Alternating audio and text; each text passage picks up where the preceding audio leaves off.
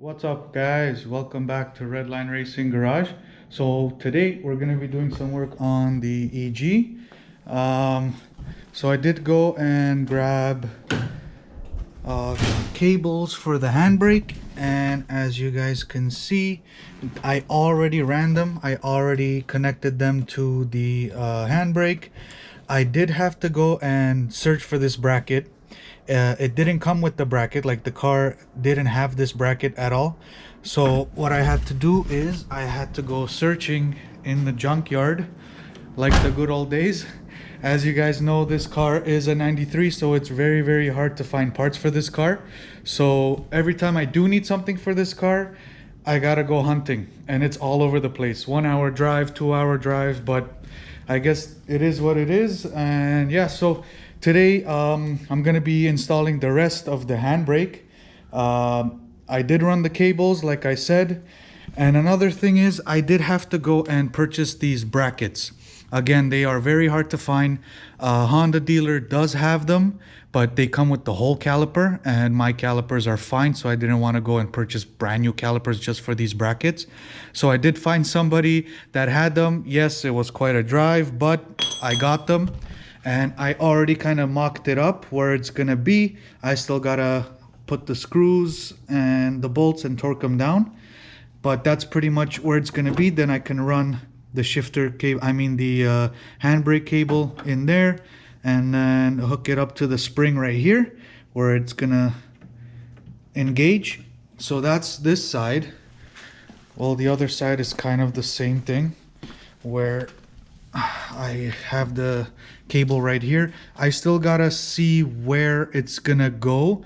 I did try to put it behind the trailing arm, but there isn't a lot of space and there is a lot of rubbing. So I brought it here to the front, and then again we're gonna get the bracket, mock it up, and then see how I need to kind of bend this thing. The best way to do this is not to bend, well, to have less bends as possible.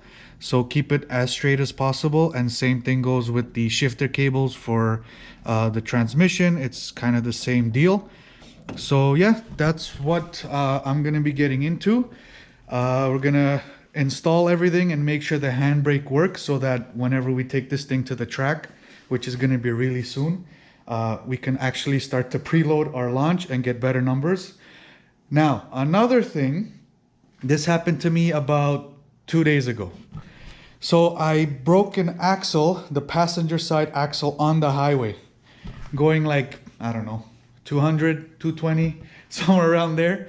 And the thing snapped while I was doing a pull, which is super weird. I never had that happen to me before. Usually when I did snap an axle, it was launching it. That's how I broke it. But I guess this thing was I guess, out the door already. So she's a snapper. Yep, the EG likes to snap. So yeah, so we gotta get new axles. I'm probably thinking of just getting insane shafts, like 500 horsepower axles.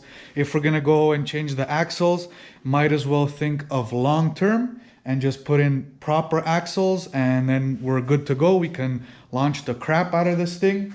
So tomorrow is Monday, which is a long weekend. I did want to go today, but today is a Sunday, so everything is closed. Garage 16, JDM Addiction, all our local parts stores, they're all closed. So I'm gonna have to wait until Tuesday to get the axles, and then I'm gonna put them in. And then right when there's gonna be another test and tune, we can finally get this thing sorted out, which will have the handbrake, we'll have better axles. I still need to get some slicks for this thing, but for now I think it'll do. Just my goal was to kind of get the handbrake working so I can preload, because I'm just so used to preloading, and that's what saves our axles. So preloading the launch puts less strain on the axles. Yes, it does put a little bit more strain on the clutch, but you know, I think it's much safer to put less strain on the axles than putting some strain on the clutch. So yeah, so that's what I'm gonna do. We're gonna get this thing sorted out finally today.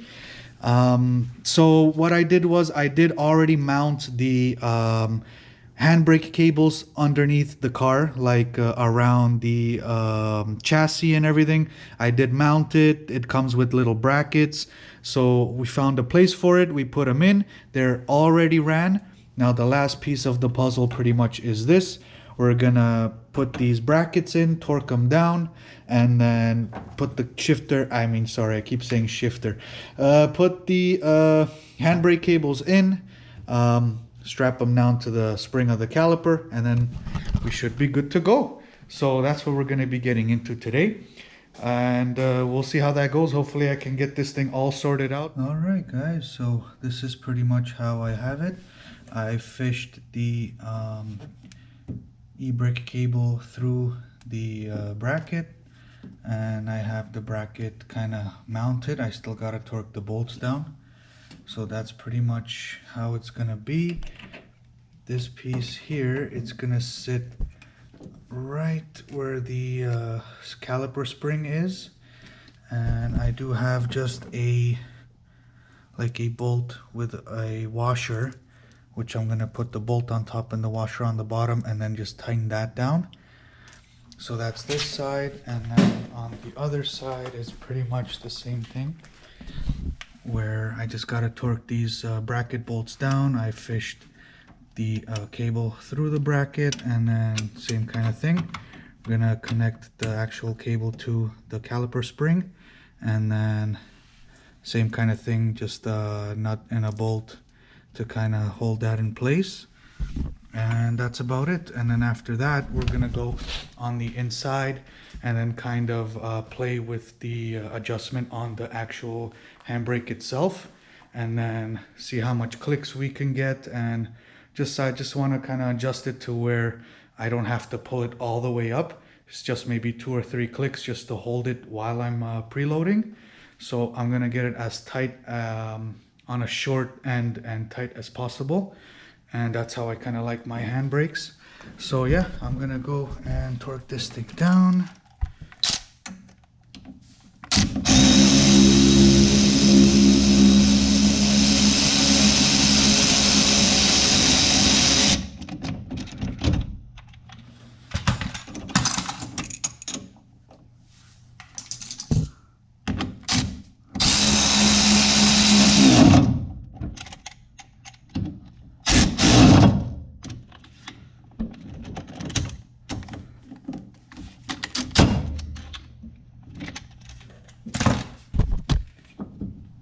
That's good.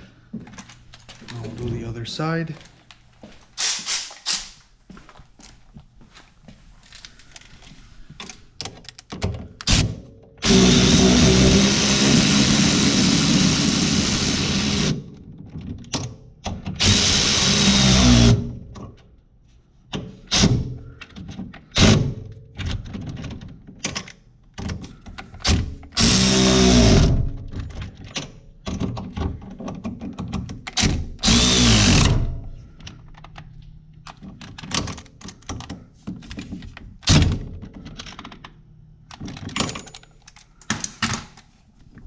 Alright, that should do it. And then lastly, we're gonna go and connect the cable to the actual caliper spring, just like I said, and that should be it. Alright guys, so got it all bolted on, got the lines bolted on, everything is good to go, it's tight. Same thing with the other side. It's all bolted in tight. So now, where did I put my, I need to get a pry bar. This is what I'm using to kind of test it. I need to get a pry bar, but as you can see, it turns. Same thing with this one. Freely. Now, when I go and engage the handbrake,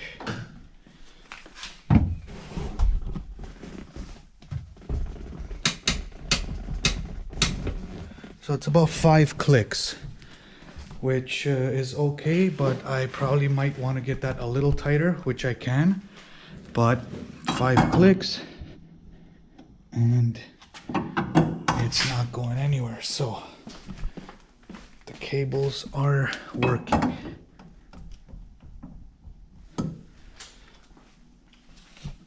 So yeah, that'll pretty much do it for the install. So the cables are working, handbrake is working, which is great. I do gotta just adjust it a little bit more. It's about 5 to 6 clicks if I really wanted to. I'll probably set it to like 4, so I might tighten that down a little bit more, but I guess that'll do it for the install. So that's really good. All right, so that's one thing off the checklist. We got a working handbrake, which is awesome. Once we go to the track, we can start to preload the launches. We're not going to be launching it until we get a new axle set. So like I said, I do want to get the insane shafts, 500 horsepower. Just to be sure, if we're doing it, might as well do it once, do it right, and just we don't have to touch it again. But I did kind of want to show you guys. I'm not sure if you can see it. There was a crap load of grease everywhere, obviously, right? So it was I kind of did clean it up, so it's a little bit better than it was, and it's probably a little dark, so it's kind of hard to see. But this thing snapped at 200 kilometers an hour plus. I'm not exactly sure. Luckily nothing happened. I did steer it fine, but it was banging so hard in the passenger area. It was banging so hard, I thought maybe the transmission blew or the engine blew. I didn't know what to expect, but after maybe about 5 to 10 seconds I did realize, okay, well, we blew an axle, which was very weird because I never broke an axle. Like, once the car is moving, like, you wouldn't think you would break an axle, but I guess we did. We broke it really good, and that's it. That's it for the axle. Tuesday I'm gonna go grab some axles from Garage 16, get some insane shafts. They do have them in stock. I already did ask, and yeah, so once we get them in, we're gonna install them, and then that's about it. I do need some slicks, so I'm gonna start looking for some just a pair of some rims, and then we can go and just get some slicks for the rims. I don't want to go and put slicks on these because I do still drive it on the street here and there. So I do need a whole set, like a rim with the tire, so I can just switch them as I go. And again, yes, so that'll pretty much do it. Now I remember I did mention something about the SI, big news, but I do want to leave that for a separate video. So I want to put another video for you guys and kind of explain what's going to be happening with the SI.